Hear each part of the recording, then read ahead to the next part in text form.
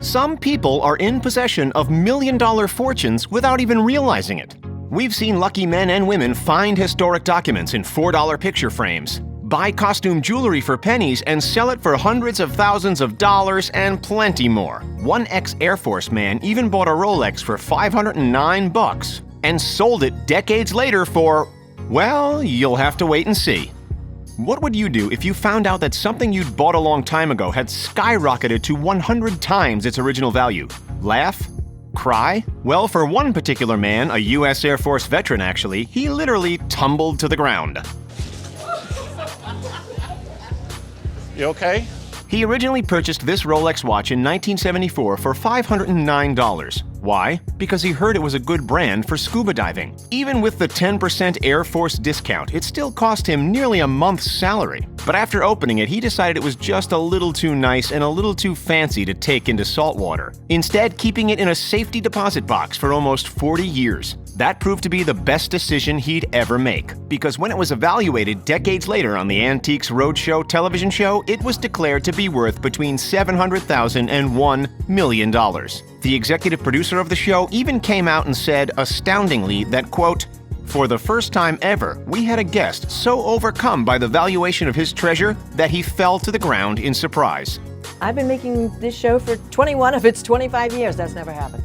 Our next lucky man came into possession of his near-priceless item entirely by accident. Picture this. We wind the clock back all the way to 1991 at a local flea market in Pennsylvania. At one of the stands sat an old painting. A man decided he liked the frame, so he forked out a measly $4 for it. When he tried to take the painting from the frame, however, something completely unexpected revealed itself hidden behind the original painting. What was it exactly? An unspeakably fresh copy of none other than the Declaration of Independence, folded up to about the size of a business envelope. For whatever reason, someone decided to keep it hidden back there. And for the man who purchased it, well, that was a blessing. Since it had been sitting in the back of the frame, away from dust and other damaging elements, it was beautifully preserved. That $4 painting and the declaration inside it turned out to be one rich investment, bringing in almost $1 million at an auction later in that same year. While we see a lot of trash-to-treasure items from people's attics and garages, there's another world entirely that's loaded with bargains that could be worth millions. The internet world, of course. A man named Chris Clark bought the domain name Pizza.com back in 1996. As a man working within a software company, he saw some potential in the value of the internet and thought that purchasing Pizza.com for $20 wasn't too bad of an idea. For close to 14 years, not much happened. But then, after hearing about the success of other domain name sales like Vodka.com, he decided to see how much he could get for it.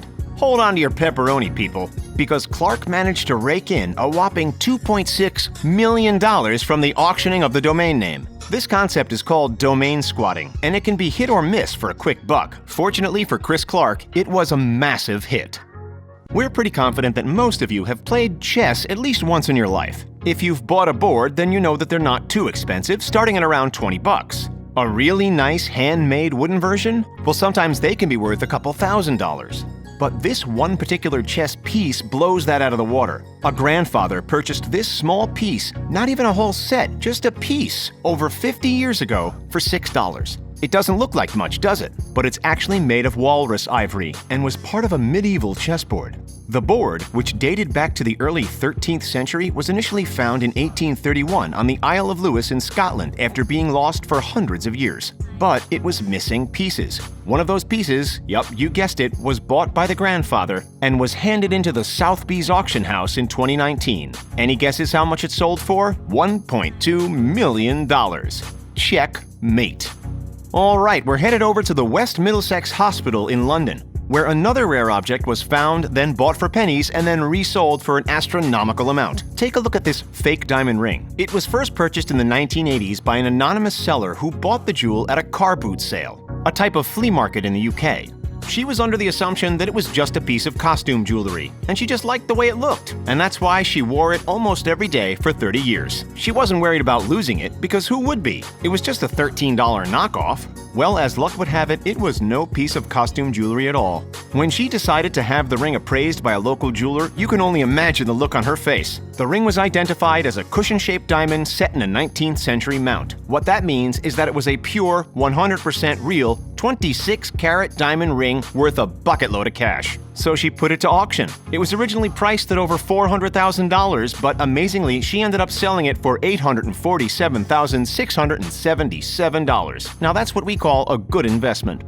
Do we have any gamers in the house? Give this video a quick like if you ever played on a Nintendo system as a kid. You might not realize, but some of the games we used to play, Mario, Metroid, Zelda, and those kinds, can actually be worth tens of thousands of dollars these days, if not more. So the next time you're about to give away some old games, think twice. It happened to a man named Scott Amos. He was cleaning out his childhood home in Reno, Nevada, when he stumbled across an unopened copy of Kid Icarus in a JCPenney shopping bag. The receipt was still inside, too. $38.45. You would think that something so old and dusty would be hard to give away, let alone resell. But Amos was practically begging for people to stop sending him offers. He eventually ended up putting it to an online auction, which was expected to net him a hefty check of close to $10,000. What would you do with 10 grand? Scott planned to use it to take a family trip to Disney World.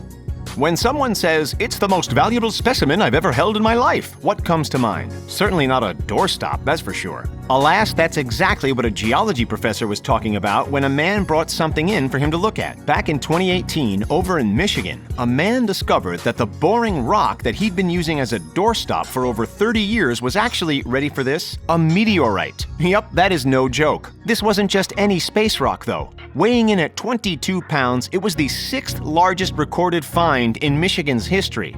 The meteorite, which the anonymous man kept after buying a farm in 1998, is thought to date back to the 1930s. It was analyzed and said to be made of 88.5% iron and 11.5% nickel, with a value of close to $100,000. Not too bad for a crummy old rock now, is it? Okay, back to the internet for a minute. Remember that amazing story of Pizzacom? Well, we've got another one that sold for more than you could ever imagine. In 2010, a company called Quinn Street purchased carinsurance.com. Car insurance isn't typically the most interesting topic, but the fact is that everyone who owns a car needs it. And for that reason, Quinn Street bought it for $49.7 million. That's not the only huge purchase that they've made. They also bought the website insure.com for $60 million, and then in 2010 bought insurance.com for a gasp-worthy $35.6 million. Insane, right? It seems like a heap of cash, but realistically, with those purchases, the company solidified its place as a market leader in online insurance. Yet still, those are not even the most expensive domains ever bought. For a whopping $90 million, taking the cake as the most expensive domain name in history is, drumroll please, LasVegas.com. Okay, enough internet chitter-chatter. We've all heard of former Prime Minister Winston Churchill, right? If not, he was the PM of the UK during the 1940s. Anyway, with that kind of notoriety, it goes without saying that his name, and therefore his belongings, hold quite a lot of value. David Rose, a man who worked at a garbage dump for over a decade, occasionally collected antiques that other people had thrown out. In March of 2019, he decided to take these cigars, a cigar case, a top hat, and a bunch of letters to be evaluated on Antiques Roadshow. The most intriguing items were, of course, the letters, written by Churchill's mother. They gave detailed insight into the former PM's everyday life. Once he presented this collection, he learned that the items used to belong to Winston Churchill, and a specialist valued his findings at well over $13,000. Now that's what we literally call trash to treasure. Winston Churchill was a hero to many, but the subject of our next amazing discovery was a hero in a different way: Michael Jordan. The basketball king had huge shoes, size 13 to be exact, and one lucky man was fortunate enough to stumble across a pair in perfect condition. That man's name was Larry Aw, a maintenance worker who fixed whatever needed to be fixed at Milwaukee's Capitol Court Mall. The mall itself was about to be demolished, so he was cleaning up the storage room when he found a pair of sneakers buried in the trash. As a huge basketball fan, he immediately recognized the rare Air Jordan 1s with Michael Jordan's signature on the side and the written words that said, "My very best." He had kept the shoes in his basement for 17 years before taking them to the Heritage Auction House, which estimated that they would have raked in well over $20,000. If you have any Air Jordans sitting in your closet, make sure to see if they're worth anything before getting rid of them, because all of these models are worth well over 10 grand now.